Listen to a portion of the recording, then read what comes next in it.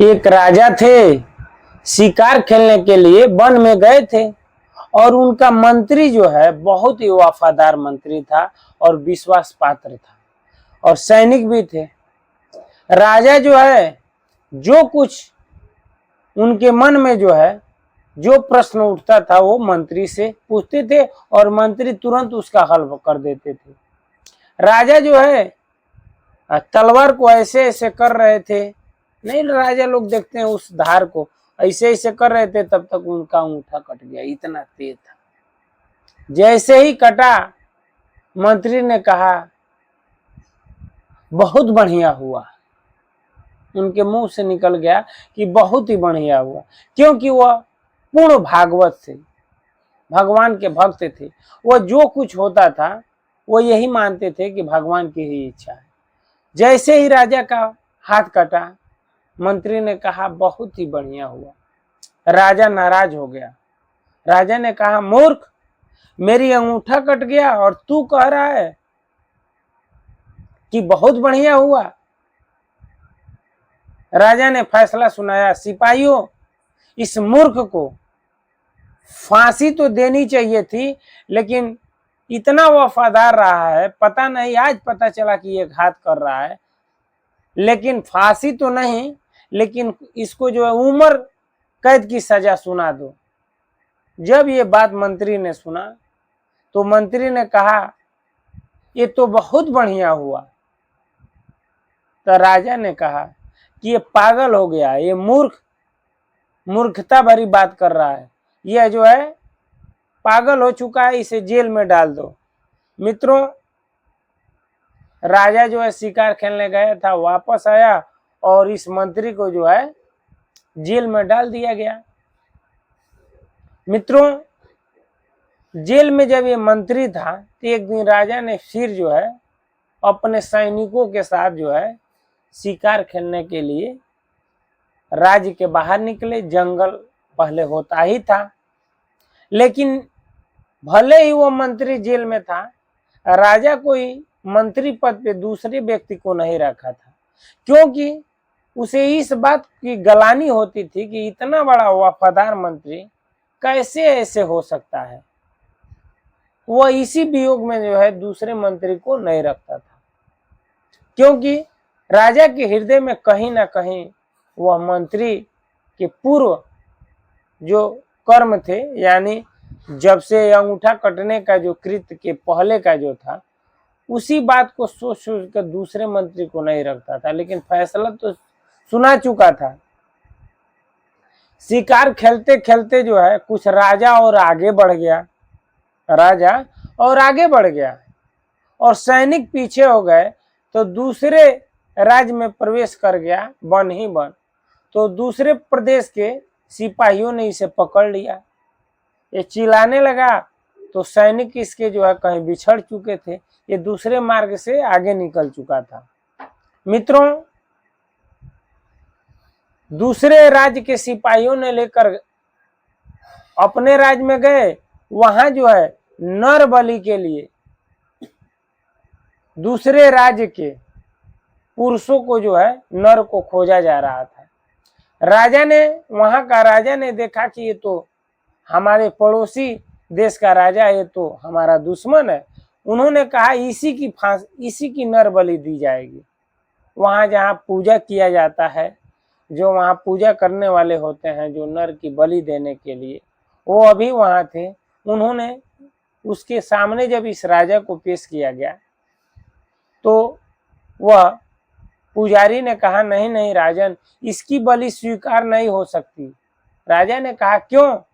तो इसका जो है अंगूठा जो है कटा हुआ है, ये जिस नर का, जिस मनुष्य का अंग भंग हो उसकी बलि स्वीकार नहीं की जाएगी। ऐसी प्रथा थी उस समय की।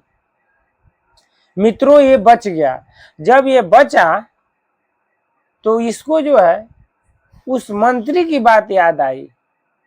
उसने कहा कि जब मेरा अंगूठा कटा था तो मेरा मंत्री ने कहा था बहुत बढ़िया हुआ, तो मैं उसे जो है सजा दी, उसे जो है जेल में बंद करवा दिया। मेरा मंत्री बहुत ही होशियार है और जानकार है, वह पहले ही जान गया था कि ये ऐसा कृत्य होने वाला है, इसलिए जो है उसने जो है कहा था कि बहुत बढ़िया हुआ। आज ये अंगूठा ना कटा होता तो मैं आज जो है मेरी नर बलि, मेरी मतलब बलि दी जाती। वो आया, लेकिन वो राजा ने विचार किया कि ठीक है मेरा अंगूठा कटा तो मेरी तो बलि नहीं हुई, लेकिन जब मैंने उसको सजा दिया तो कहा कि ये तो और बढ़िया हुआ। ये क्यों कहा था, इस बात के लिए वह परेशान हुआ। जब राज दरबार में पहुंचा तो कहा उस मंत्री को लेकर आओ।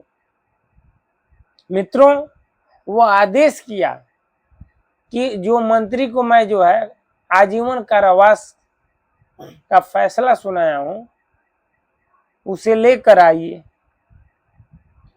राजा के आदेश सुनते ही सिपाही राज कर्मचारी दौड़ते हुए गए और जेल से राजा को बाहर लेकर आए, मंत्री को बाहर लेके आए। मंत्री को राजा के सामने पेश किया गया भरी दरबार में। मंत्री ने कहा महाराज आज्ञा। राजा ने कहा मैं जो है तुमसे बहुत प्रसन्न हूं। मंत्री ने कहा महाराज आप मुझसे, मैं तो जेल में था, मैंने ऐसा कोई कार्य भी तो नहीं किया जिससे आप प्रसन्न होंगे। तो नहीं, जब मेरा अंगूठा कटा था तो तुमने कहा था कि बहुत बढ़िया हुआ, और मैं जो है शिकार खेलने गया और इसी अंगूठा कटने के पूरी कहानी बताई राजा ने, बच गया। तुमने कहा था कि बहुत बढ़िया हुआ, तो ये तो ठीक है कि मैं कटा था इसीलिए बच गया, लेकिन तुमको मैंने जब सजा सुनाया तो तुमने कहा ये तो और ही बढ़िया हुआ। ये क्यों कहा, ये बात बताओ। मित्रों, मंत्री ने जो कहा उसको आप ध्यान से सुनिए। मंत्री ने कहा राजन, आप जहां जहां जाते हैं तहां तहां मैं भी जाता हूं। आप शिकार खेलने के लिए गए थे और सैनिक पीछे हो गए, लेकिन महाराज मैं आपके साथ होता तो भले ही सैनिक पीछे थे लेकिन मैं आपके साथ ही साथ रहता, और जब आपको वो लोग पकड़ते तो मैं भी पकड़ा जाता, और जब आपको वहां पेश किया जाता तो आपकी तो बलि नहीं होती। जब आपकी बलि नहीं होती तो ये लोग मेरी बलि दे देते, क्योंकि मेरा तो कहीं अंग भंग था नहीं। इसलिए मैंने कहा कि ये तो और ही बढ़िया हुआ, यानी आप भी बच गए और हम भी बच जाएंगे। तब राजा ने कहा हमसे बहुत बड़ी भूल हो गई जो तुमको मैंने ये सजा दे दिया। मित्रों, इस राजा और मंत्री की कहानी से हमें क्या सीख मिलती है, हमने ऐसा क्यों ये कथा सुनाया? मित्रों, इसलिए कि हमारे जीवन में जो कुछ होता है, जो कुछ घटित होता है, तो हमें कभी भी मालिक को दोष नहीं देना चाहिए, भगवान को दोष नहीं देना चाहिए, क्योंकि भगवान जो भी करते हैं वह भविष्य के को देख कर करते हैं।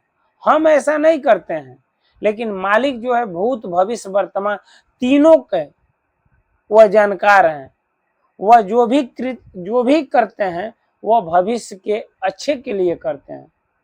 जैसे वहां अंगूठा कटा तो उसमें राजा की जान बची, और इसका जेल हुआ तो इसमें भी मंत्री का जान बचा। मित्रों, इसलिए हम और आप जो है, जो भी हमारे सामने जो है घटित होता है, तो हम ये समझते हैं, हमें ये लगता है कि हमारे साथ कुछ गलत होता है, लेकिन मित्रों, मालिक और जो भगवान हम कहते हैं, जो ईश्वर परमात्मा, वो हमारे साथ कुछ अहित नहीं करते हैं, कुछ अच्छा ही करते हैं। कोई हमारे जीवन में दुख आता है तो हम घबरा जाते हैं, लोग मालिक को दोष देते हैं, भगवान को दोष देते हैं। लेकिन मित्रों, वो आज छोटा सा दुख है, लेकिन भविष्य में जो है बहुत बड़ा आपदा जो है कट जाती है। प्रेजेंट टाइम में भगवान वह छोटी दुख देकर बहुत बड़ी दुख को जो है टाल देते हैं। लेकिन हम और आप जो है यही लगता है कि हमें मालिक दुख दे रहे हैं, हम मालिक को दोष देते हैं। नहीं मित्रों, इस कहानी को आप ध्यान से सुनिए और मनन करिए। अच्छा लगे तो कमेंट में जरूर बताइएगा कि आपको क्या अच्छा लगा। आज इस वीडियो में इतना ही, अगले वीडियो में फिर मिलते हैं। तब तक के लिए हरे कृष्णा, राम राम जी, नमस्कार, प्रणाम।